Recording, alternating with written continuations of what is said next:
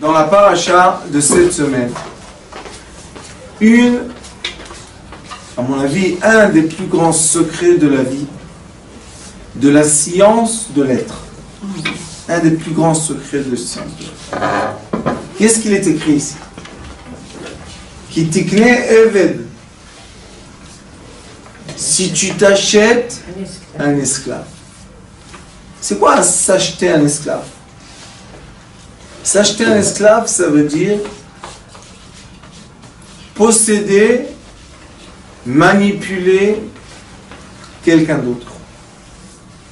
Mais sauf ce que les gens ne savent pas, c'est que quand on tient la corde d'un côté et de l'autre côté il y a quelqu'un d'autre, quand moi je bouge, c'est vrai qu'il bouge, mais quand lui il bouge, moi aussi je bouge. Donc quand je manipule, je me fais manipuler. Ça, c'est un grand secret de la vie. Nous, avec l'étude qu'on a de la chassidoute, de l'amour de son prochain, on coupe tous les liens possibles avec tous ceux qui sont autour de nous. De Kitso, quand on s'achète un esclave, on s'achète un maître. Il est écrit Kanalo Eved, Kanalo Adon. Pourquoi quand je me suis acheté un esclave, je me suis acheté un maître? Parce que l'esclave, à part ce qu'il fait, c'est nous servir et, se comporter comme nous on désire, mais de l'autre côté, il a des nécessités cet esclave. On doit le nourrir, on doit le loger, on doit l'habiller, il y a beaucoup de choses à faire avec lui. On doit prendre soin de sa santé, c'est pas n'importe quoi un esclave. Et maintenant on va se poser la question. Pourquoi quelqu'un devient un esclave d'après la Torah? D'après la Torah Kedosha, quelqu'un devient esclave quand il n'arrive pas à maîtriser ses propres midot, son propre caractère, et il fait quelque chose qui est assez grave pour être puni, et la chose qu'il fait pour être assez grave pour être puni est la cause de ce qu'il a besoin vraiment, que c'est être maîtrisé par quelqu'un d'autre. Alors l'esclave, qu'est-ce qu'il a fait? C'est un être qui a transgressé une des lois de la communauté, et en transgressant cette loi, il a eu une dette, et il n'a pas réussi à payer la dette. Alors qu'est-ce qu'ils font?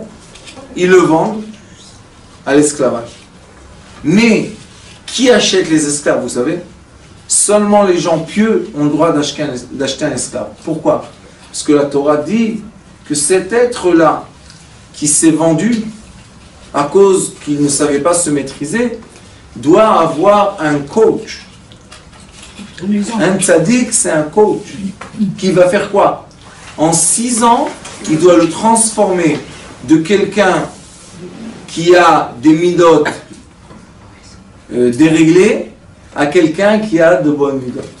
Et cet être-là, comme il n'a pas réussi à se comporter d'une façon qu'il faut, et il a perdu de l'argent, maintenant il doit repayer cette dette qu'il a. Pourquoi? Parce que si on quitte ce monde-là avec des dettes, on revient dans ce monde payer les dettes. Et revenir dans ce monde n'est pas la bonne solution de l'être humain. L'être humain ne veut pas revenir dans ce monde. Surtout pour quel motif? Pour quel motif? Pour quel motif quoi? Il ne veut pas revenir dans ce monde. Parce qu'on dit que l'âme, avant d'être dans ce monde, quand elle est dans les mondes supérieurs, elle est très heureuse de la lumière qu'elle vit là-bas. Et quand elle vient dans ce monde inférieur, elle ne vit plus tellement les lumières, n'empêche que c'est un très grand débat que hier j'ai développé avec mes élèves à Bnei Brak, quand on a étudié la Kabbalah, je leur ai dit, c'est vrai que, on a parlé du déroulement des âmes, je leur ai dit, c'est vrai que l'âme descend dans ce monde, et quand l'âme descend dans ce monde, il y a deux façons. Il y a une façon que Baruch Hashem, il y a un bébé qui vient, Toda Rabba, Mazal Tov. Il y a une autre façon que l'âme n'a pas trouvé sa paix et elle circule. Et elle cherche un corps pour habiter. Et ça, il y a beaucoup dans notre génération, beaucoup, ce problème. Et les gens qui sont habités, ce sont des gens qui ont perdu leur personnalité. Cette âme prend le dessus. Aujourd'hui, dans l'école, je leur ai expliqué exactement où on voit ça quand on veut faire des tests biochimiques. On peut voir exactement où l'âme prend le dessus dans les synapses. Et cette personne-là, maintenant, il y a un corps qui appartient à David, mais il y a l'âme de Moshe qui possède ce corps-là. C'est deux façons que l'âme revient dans cette double personnalité, ceux qui sont périodiques, tous ces problèmes-là. Mais là, on voit que cet être-là qui s'appelle Eved, on voit que ce monsieur, qu'est-ce qu'il a eu? Il n'a pas réussi. La bed, be'alef, en hébreu, si on met un alef au lieu du ayn, ça veut dire qu'on est perdu. Et la lettre alef et la lettre ayn, ils se changent. Ah, c'est les lettres qui viennent de la gorge. Et on voit que cette personne-là, elle est perdue. Pourquoi elle est perdue? Parce qu'elle n'arrive pas, dans les rôles de la société, à adapter son caractère pour se comporter comme il faut. Pourquoi il y a la police? C'est écrit dans le Torah. Tu dois mettre des policiers pour qu'ils fassent quoi? Qu'ils préservent l'ordre. Pourquoi on a besoin de préserver l'ordre? Parce qu'il y a des gens dans toute société. Il y a des gens que leur caractère est plus fort qu'eux et ils sortent de la mesure, ils sortent des comment dire? Des limites. Donc les policiers, ils les remettent dans les limites. C'est ce qui se passe ici. Alors les policiers l'attrapent et ils vont maintenant chez le juge. Le juge dit, si tu dois à quelqu'un 100 000 shekels, tu dois travailler telle et telle année, on voit la valeur de ton travail, et le monsieur qui t'a acheté, il va payer la dette, et toi tu vas donner ton temps. Ça c'est un Eved ivri. Mais cet Eved-là, notre question est, pourquoi à la fin des 6 ans, quand il est libre, et son maître lui dit, tu sais, la Torah m'oblige pas à te faire sortir seulement libre. Tu vas sortir avec des moutons, avec du vin, avec de l'argent, tu vas sortir plein. Ça veut dire quoi sortir plein? Tu vas sortir tellement plein que tu n'auras pas de besoin pour retourner faire la bêtise que tu as fait. Et si nous, on se serait comporté comme ça, on aurait eu une société qui est un peu différente. Et maintenant, je veux rentrer avec vous dans un grand débat que j'ai eu il n'y a pas longtemps, tribunal en Israël. J'ai chez moi un prisonnier qui habite chez moi à la maison. Je tends entre 2 temps, il est chez moi. Bon, quelques mois déjà. Et maintenant, il y a une grande question. Quelle est la question? Qu'est-ce qu'on doit faire avec quelqu'un qui est sorti des mesures et s'est comporté contre la loi de la société? Est-ce qu'on doit faire comme dans certains pays où si quelqu'un vole, on lui coupe la main? Et j'ai assisté une fois dans un endroit en Chine, j'étais dans un village, et j'ai entendu des cris. J'ai dit, pourquoi ils crient? Qu'est-ce qui se passe? Il m'a dit, il y a quelqu'un qui a été attrapé. Ils n'ont pas le temps, ni des juges, ni de rien du tout. Ils sont dans un village. Vous savez qu'est-ce qu'ils font que Dieu nous en préserve? Ils coupent la main. Allez, vaille. Il y a des cochons qui mangent des gens. Oui. Vous savez qu'est-ce qu'ils font? Ils le mettent au milieu de la ville, dans une cage comme un chien. Ouais. Et ils font entrer 2 cochons comme ça devant, et bon, Hachem, tout le monde voit. Oh là là. Et je vous dis, des mois entiers, personne n'ose voler. Personne. De quoi? Ça, c'est une façon. C'est quoi la façon? Punition. Vous connaissez ceux qui ont un certain âge ici. Avant, il n'y avait pas de prison. La personne, on le prend, ou bien il va travailler dans les mines, Oui. et il va mourir là-bas, ou bien on le tue, et c'est fini, qu'on a besoin de lui autour de nous. Mais il y a aussi une autre façon que nous dit la Torah. Qu'est-ce qu'elle nous dit? Cet être-là, à son origine, il n'était pas comme ça. Chaque bébé, quand il est né, tout le monde vient, Mazal Tov, comme il est mignon, comme il est beau, comme il est... Alors pourquoi cet être-là est venu à faire cette faute? Il y a un endroit qui s'appelle Mitzvat Egla Arufa. C'est quoi Egla Arufa? C'est que quand, dans un endroit entre deux villes, il y a quelqu'un qui a été assassiné, les sages, le Bédine de la ville est convoqué à la place où on trouve l'être qui a été assassiné.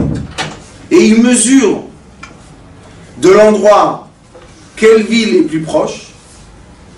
Et la ville qui est plus proche, le Bet Adin, doit faire quoi? Doit faire un sacrifice dans l'endroit où l'être humain a été assassiné. Et vous savez qu'est-ce qu'ils doivent dire? Ils doivent dire, peut-être il est venu demander l'aumône et on ne lui a pas donné. Peut-être il est venu demander une place à dormir et on ne lui a pas donné. Et la personne, tout être humain, quand on le pousse à la limite négative, eh bien oui, il fait des choses qu'il ne voulait pas faire si ça ne serait pas comme ça. Et vous pouvez prendre la plupart des gens qui ont fait des bêtises, si vous parlez avec eux comme des êtres humains, vous voyez que ces gens-là regrettent la bêtise qu'ils ont fait. Et non seulement ils regrettent, ils veulent être corrigés. Et aujourd'hui, en Israël surtout, je crois qu'en Amérique, ils sont dans le débat, parce qu'en Amérique, vous savez, il y a la chaise électrique. Ah oui. Il y a le grand débat, est-ce qu'on doit punir une personne par la mort, ou bien on doit corriger la personne? Et la Torah dit, dans certaines transgressions de la personne de la loi, on doit la prendre chez soi et l'éduquer à nouveau. Une nouvelle éducation. Même s'il l'a tué? Non. En tuant, il y a quelque chose d'autre. Là, on parle de quand quelqu'un il a pris une dette, Oui. et il n'a pas réussi à payer, et il doit payer. Comment il paye? Dans son travail. Mais il n'a pas d'argent. Alors quelqu'un achète ses années de travail, il paye à sa place la dette, et il le prend chez lui. Maintenant, celui qui peut prendre chez lui, c'est seulement quelqu'un qui est un tzaddik. Pourquoi? Parce qu'il est écrit, si tu t'es acheté un esclave, tu t'es acheté un maître. Comment je me suis acheté un maître? Si tu as dans ta maison un coussin, tu lui donnes. Et moi, comment je dors? Va acheter un coussin. Mais justement un coussin. Oui, tu lui donnes. Si tu as une couverture, tu lui donnes. Si tu as un manteau, tu lui donnes. Maintenant, imaginez-vous qu'une personne qui est arrivée à faire ce qu'elle a fait, parce que vous savez, elle avait un manque d'amour et un manque d'affection. Sinon, elle n'aurait pas fait ça. Si ses parents lui auraient dit « Viens manger chez moi quand tu n'as pas à manger », bon, Hachem. Aujourd'hui, ça se répète, hein, cette histoire. Il y a beaucoup de jeunesse dans la rue. Beaucoup, quand je vous dis beaucoup, on parle des milliers de jeunes qui sont dans la rue. Laïque ou religieux, c'est aujourd'hui, il n'y a aucune différence. Pourquoi? L'éducation de ne pas être lié aux parents. L'éducation d'être indépendant. Indépendant de quoi? Qui va te donner l'affection? La rue? Qu'est-ce qu'il y a dans la rue? Mais c'est inévitable, non? De passer par un chemin forcément où on tombe et tout, donc on ne peut pas dire...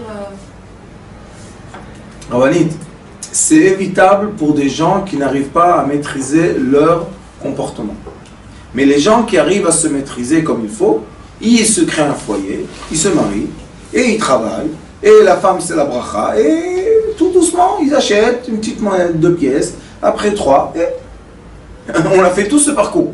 On n'est pas tous nés avec une cuillère en or. Et même ceux qui sont nés avec la cuillère en or, il y en a beaucoup qui rejettent l'argent.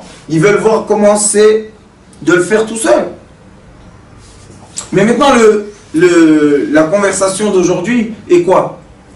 C'est quoi un Eved ivri? C'est quoi un Eved? Comment on se comporte avec quelqu'un qui est sorti des règles de la société? Est-ce que la société doit le punir en lui faisant du mal pour que les autres voient le mal et la punition qu'il a reçue, pour que les autres ne se comportent pas comme ça par crainte de punition?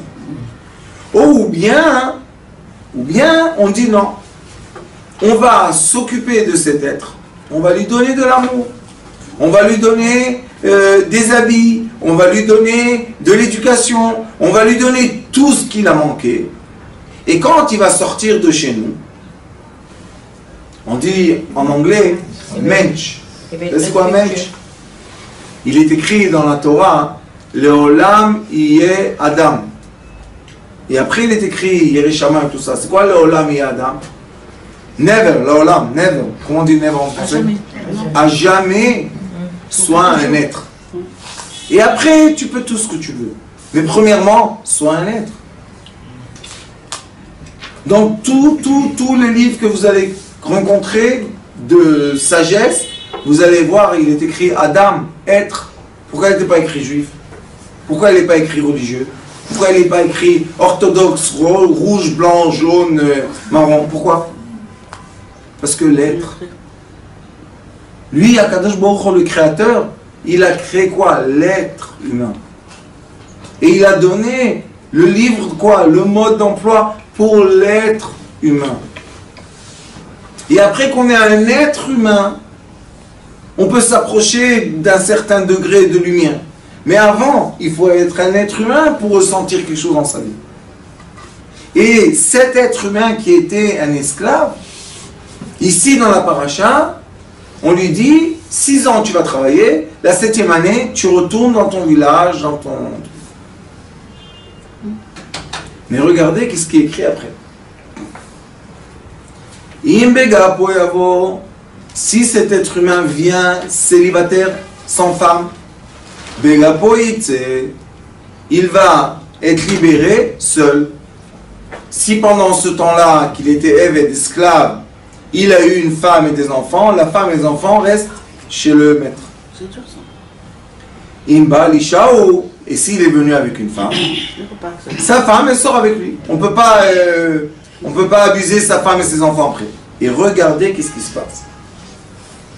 Im Adona Viten Lo Isha Vialda Lo Banim. Si le maître lui donne une femme et elle a emmené des enfants et des filles, Aisha Vialadea Tiela Adonea Vuitze Begapo. La femme et les enfants appartiennent au maître. Et lui il va sortir tout seul. C'est pas très logique. Dur. Maintenant, regardez qu'est-ce qui se passe tout de suite après. Ve'im amor yomar. Et si il va dire, qu'est-ce qu'il va dire? L'esclave ahavti et adoni. J'aime mon maître. Et ishti, et j'aime ma femme. Ve'et yeladai banai, j'aime ces enfants-là. Lo etze chofshi. Je veux pas être libre. Alors la plupart des gens, comme ils se sont pas occupés des gens problématiques, ils savent pas pourquoi ces gens-là disent je ne veux pas être libre. Parce que les recherches ou les études prouvent que quand quelqu'un était déjà dans la mauvaise action, il va retourner dans cette société de mauvaise action. Mais quand quelqu'un était dans la mauvaise action, qui l'a emmené à faire des mauvaises choses, il ne veut plus y retourner, qu'est-ce qu'il dit? Je préfère rester en prison que commettre un nouveau délit hors prison. Et nous, qu'on est libre, on ne peut pas comprendre ça. Pourquoi? Parce que on dit quoi? Il est fou celui-là. Il ne veut pas être libre. Il ne veut pas faire du Bah si. Il a peur de retourner à sa nature. L'être humain et un groupe de personnes qui est divisé par 3. Nous avons, comme il est écrit, Tzibur, Tzadik, Bet, Reish. Tzadik, c'est quoi? Tzadikim, les gens pieux. Reish, c'est quoi? Racha, les gens méchants. Et Bet, c'est les Bénonim, c'est les gens moyens. La plupart des gens sont dans le moyen, dans la moyenne.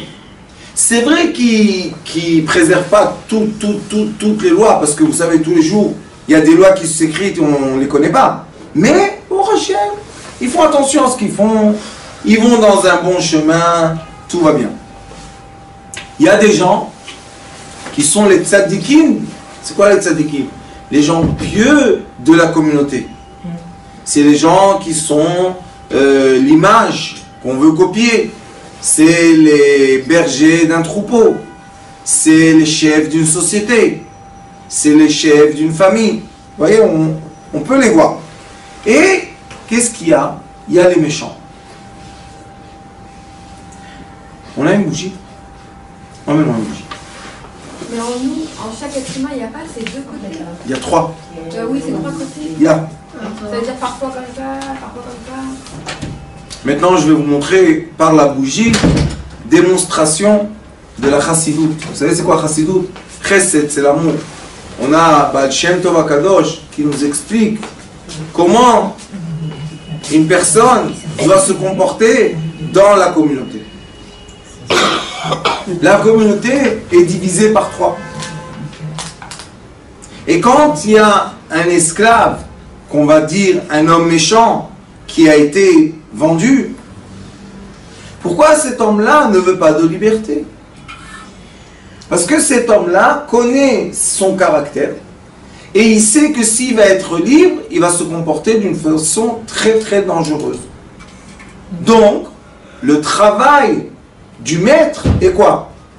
De gâter tellement l'esclave à l'emmener à la reconnaissance de quoi? Du bon comportement social. Et comment on doit le faire, cet être qui l'invite chez lui à la maison? En lui donnant le bien. Pas en lui faisant du mal. Pas en le frappant. Pas en le critiquant. Même pas lui rappeler ce qu'il a fait. On n'a même pas le droit de lui dire « Eh, n'oublie pas pourquoi tu es là. » On n'a pas le droit de le dire. Regardez. Nous avons une bougie. Nous avons une bougie dans un verre. Quel est le rôle du verre? Protéger la bougie. Quel est le rôle de la cire? De fondre pour permettre la lumière. Et quel est le rôle de la lumière? Éclairer. Maintenant, on va se poser une question. Ce monde-là est comme un monde obscur et nous avons besoin de la lumière pour voir notre chemin. Alors, comment on descend dans ce monde? On descend en groupe de Neshamot. Vous savez ça? On descend comme des grappes de raisin. Vous savez pas? Tous les gens dans votre vie que vous allez rencontrer et sympathiser, ça va être des gens qu'ils appartiennent à votre âme. Alors, comme elle dit la rabbinite, des fois on va être avec cette âme le tzaddik de cette âme, des fois on va être le beinoni de cette âme, des fois on va être le rachat de cette âme. En faisant du bien pour quelqu'un, on fait du mal à l'autre des fois. Donc d'un côté on va être un tzaddik, de l'autre côté on va être un rachat. Toute notre vie, c'est comme tu as dit. On n'arrête pas de se tourner comme une roue. Tourner, tourner, avancer, avancer. Des fois on est en haut, des fois on est en bas. Des fois on est en haut, des fois on est en bas. Mais le tzaddik qui est en nous, il est écrit Ner Hashem Nishmat Chaim, que la flamme représente l'âme de l'être humain, la cire représente l'esprit de l'être humain, et le bocal représente la vitalité de l'être humain. Ça s'appelle Nefesh Ruach Neshama. D'accord? On comprend très bien que pour avoir de la lumière, de la flamme, nous avons besoin de la cire à côté d'une flamme à côté d'un bocal. Sinon, les trois, ils vont ne pas être utiles. Ça veut dire que le tzaddik, il doit accepter d'être entouré de quoi? De Rechaïm, en grande parenthèse, Rechaïm, des mauvais. Pourquoi? Pour qu'il le protège de ne pas être éteint à cause d'un souffle qui peut venir tout doucement, tout d'un coup. Et ça veut dire quoi? Quand on regarde maintenant le bocal, avec la flamme, on voit que le bocal qui est fait en verre illumine. Lui-même, il devient lumière. Le tzaddik, de tous ses côtés, c'est de la lumière. Mais le rachat, dans le côté qu'il est vers le tzaddik, il le sert, il aide, il lui donne, c'est de la lumière. De l'autre côté, quand il est gardien des gens qui veulent venir attaquer le tzaddik, c'est de l'obscurité. Seulement les trois ensemble, quand ils vivent, les trois sont utiles pour illuminer. D'accord? La même chose dans notre vie. Cet évêque-là, cette personne qui a été vendue à nous, notre rôle, c'est quoi? Illuminer la matière. Être capable, c'est quoi illuminer? Rentrer dans la tête, dans la conscience de cet homme qui est venu être esclave chez nous, la lumière de son âme, ça s'appelle allumer l'âme de la personne, et maintenant tu peux le faire sortir de chez toi, c'est une grande bracha. Mais il y a des gens qu'on essaye avec le briquet de les allumer, ça ne s'allume pas. Ça ne s'allume pas, ils n'arrivent pas. Ces gens-là préfèrent être le bocal qui entoure la flamme que d'être un bocal pas utile qu'on jette à la poubelle. L'être dangereux ne veut pas être dangereux. Alors qu'est-ce qu'il demande? Je veux me coller au tzaddik. Pourquoi? Parce que je veux illuminer moi-même. Mais j'arrive pas. Je ne suis pas au degré de l'âme, je suis au degré de la vitalité. Est-ce que ça veut dire qu'il n'a pas une place dans une communauté? Non. Ça veut dire qu'on doit créer des communautés, comme notre communauté Sitrei Chaim, que dans cette communauté, nous avons de tout. Si vous rentrez dans Facebook, il y a Sitrei Chaim, Yeshiva Tayar, la yeshiva dans la forêt. Et vous allez voir les enfants qui sont liés à nous tous, puisqu'on est une grande sphère, vous allez être un peu étonnés. Mais ces enfants-là, qui ont l'air d'être très durs, etc., ces enfants-là, quand ils rentrent et ils reçoivent la lumière, ils deviennent doux. Et Baruch Hashem, on a réussi à en marier quelques-uns. Et Baruch Hashem, il y a là-bas des enfants déjà. Et ces gens-là, au lieu d'être des gens qui étaient dangereux, qui frappaient, qui cassaient, qui envoyaient les gens à l'hôpital, qui buvaient de l'alcool, c'est devenus des familles. Alors il y a des gens qui me disent, mais ils ne sont pas devenus religieux. J'ai dit, monsieur, ce sont de bons citoyens. Pourquoi? Parce que pour moi, ce sont de bons êtres. Ce sont des êtres bien. Ce sont des gens qui travaillent.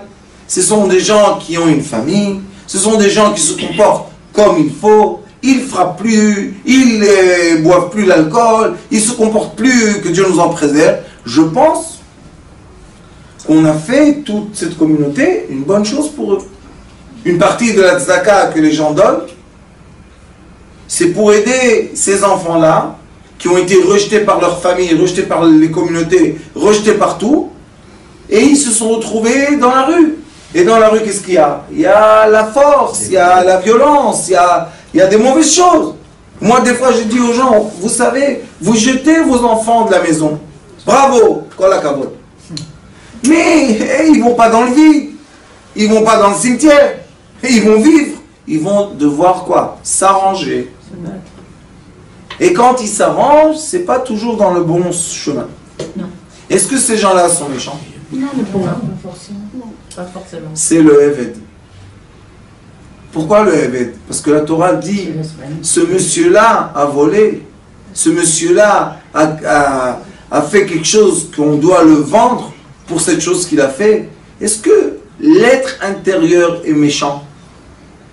Non. Alors écoutez, qu'est-ce que fait cet esclave qui est, moi je pense, très franc avec la société? Il dit, vous savez, si je sors de la maison de mon maître,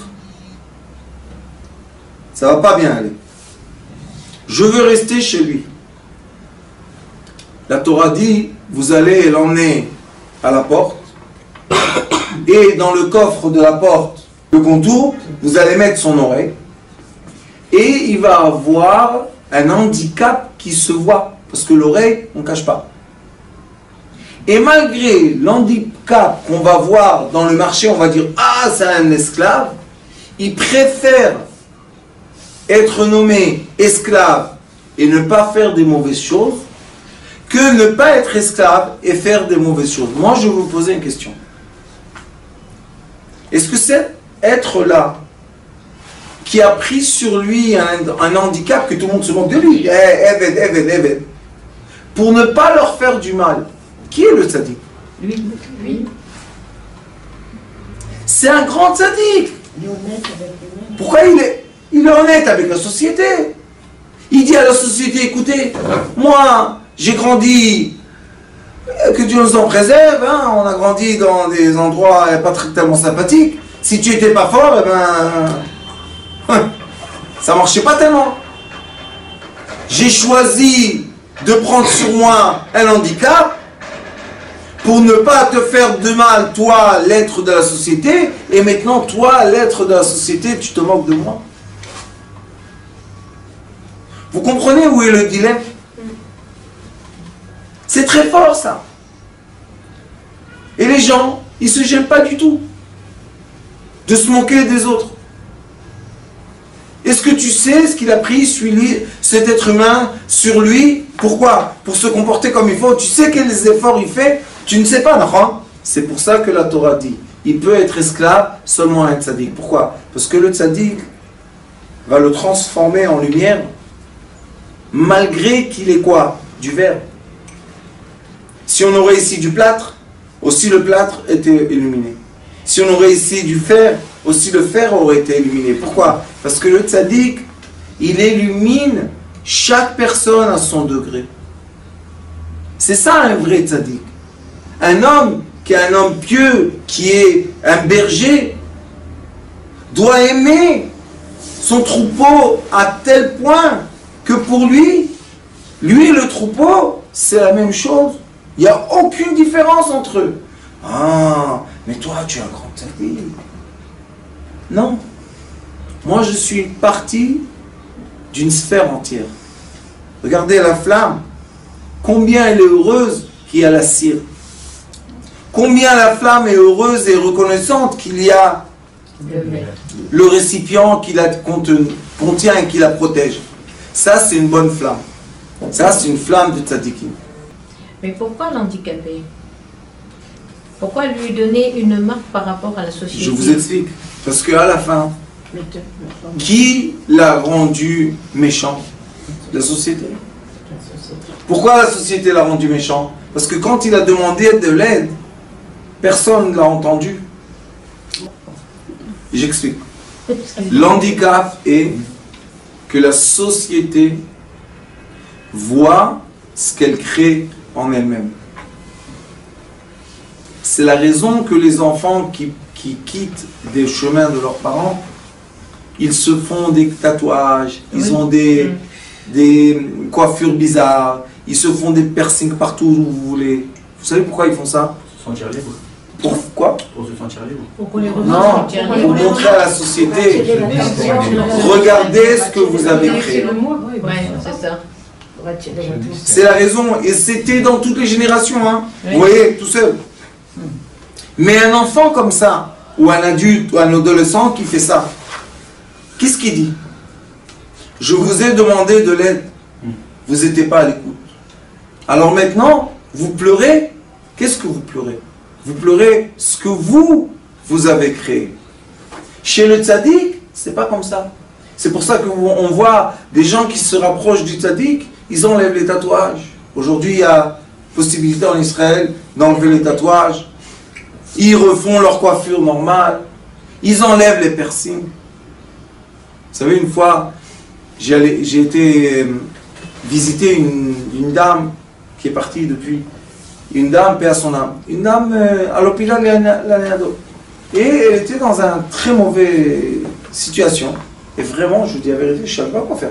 Elle était toute sec, elle ne mangeait pas, elle ne buvait pas, elle était, ça y est. Et quand même, sa famille, elle a pleuré, elle a pleuré. Je te rappelle, tu es venu avec moi. Et ma mère, elle m'a pris. Top. Elle m'a pris en voiture, on arrive dans le parking. Je vois un jeune homme avec une bouguette d'oreille. J'ai dit, Ya Rabbi, merci. Voilà la solution. Elle me dit, qu'est-ce qu'il y a? Je lui dis, avant de avancer, j'arrive. J'étais pas avec la canne avant, j'étais comme ça. Je lui ai dit, dis-moi mon frère, t'as jamais eu la chance de sauver la vie de quelqu'un? Il m'a dit, t'as bu quoi toi? Je lui ai dit la vérité, j'aime bien Absolute, mais ce n'est pas le cas aujourd'hui. Il me dit, pourquoi tu parles avec moi? Tu es un rabbin? Je lui ai dit, oui, je suis rabbin. Il m'a dit, alors pourquoi tu parles avec moi? Le pauvre. J'ai supplié, j'ai pleuré. Je lui ai dit, fais-moi plaisir, aide-moi. Il m'a dit, mais comment je peux t'aider? Le pauvre, à la fin, il ne savait plus quoi faire. Il a rencontré... Il m'a dit, qu'est-ce que je peux faire? J'ai dit, qu'est-ce que tu es prêt à faire pour sauver la vie d'une dame qui est à l'hôpital? Il m'a dit, quelle est la question? Tout. J'ai dit, ce mot-là qu'il a sorti de sa bouche, c'est une force, vous comprenez pas? Parce que lui, il a son truc, il n'est plus à l'école, fanfaron, il travaille dans un parking pour gagner un peu d'argent. Lui, il a été rejeté de la société. Hein? Il ne fait pas ce qu'il doit faire normalement, être chez lui à la maison, faire les devoirs, aller à l'école, faire les examens, recevoir son bac, une vie normale. Mais lui, il doit survivre à tellement jeune. Top. Il m'a dit, bon, qu'est-ce que je dois faire? Je lui ai dit, donne-moi ta boucle d'oreille. Il m'a dit, quoi? Je lui ai dit, la seule chose que tu dois faire, c'est me donner ta boucle d'oreille. Et je vais la donner à cette dame, et je vais lui dire que cette boucle d'oreille va lui sauver la vie, et tu verras que tu vas lui sauver la vie. Il ne savait pas quoi faire, le pauvre. Et si après il remet une? Ça fait rien. Il juste fait faire le geste. Le geste pour qui? Pour une dame. Une vieille dame. Il a donné... Vous savez qu'est-ce qu'il a fait? Pour lui, vous savez, enlever la boucle d'oreille, c'est honteux chez les gens dans la rue et tout. Quoi, on t'a... Il a enlevé la boucle d'oreille. Vous savez qu'est-ce qu'il m'a dit? Chitier Bria. J'ai pris la boucle d'oreille. Moi, j'étais sûr que ça allait, c'est fini. J'arrive, je vois la dame. Déjà, elle était réveillée. Ah, monsieur le Rav, vous êtes venu malgré, merci, merci. Je lui dis, non, pas moi, merci. Regarde la boucle d'oreille. Je dis, tout ça vient ça. Je lui dis, je te donne un cadeau, un camé. Vous savez c'est quoi un camé? C'est un objet qui donne de la chance. Elle me dit, pourquoi? Je lui dis, parce qu'il y a un jeune homme là-bas, dans le parking, qui a enlevé cette boucle d'oreille pour que toi, tu sors de l'hôpital. Je te la donne. Elle a pleuré. J'ai dit, maintenant, ces larmes vont entourer cet enfant de beaucoup de lumière et de réussite. La vérité, je n'ai pas vu qu'est-ce qui s'est passé avec lui dans la vie parce que je ne le connais pas. Mais je suis sûr qu'il a pris de bonnes décisions après. Je suis sûr. C'est quoi ça, vous savez? Regardez. Il a donné une partie de lui. Regardez, c'est quand la flamme illumine le récipient. Le tafkid du tzaddik, c'est pas moi, hein, Non. il y a des autres.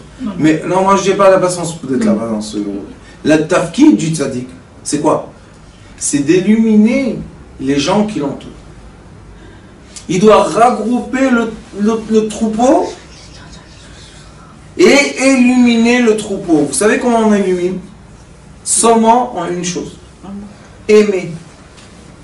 Ahava, c'est echad. Ma c'est echad, c'est quoi un? Echad, un, ça veut dire que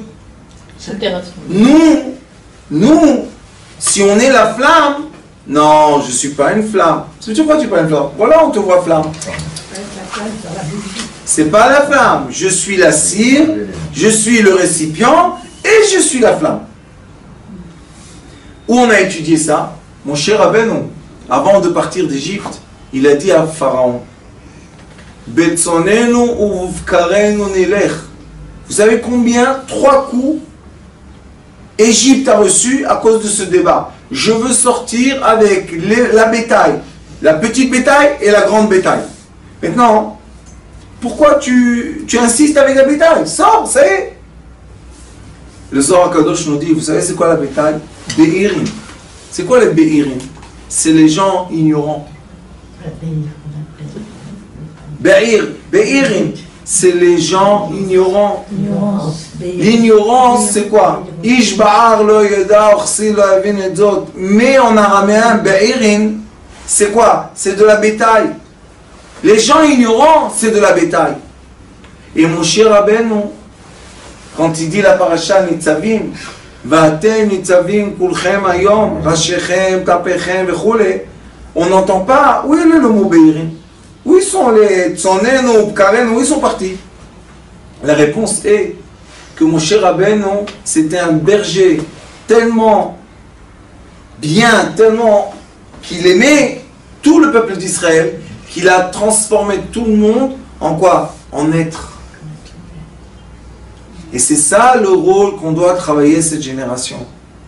Les bergers qui se ressentent, c'est un sentiment d'être un berger, vous savez, c'est quelque chose qui est intérieur. Il faut qu'ils aillent regrouper, assembler autour d'eux 2 personnes, 3, 4, c'est pas important la quantité.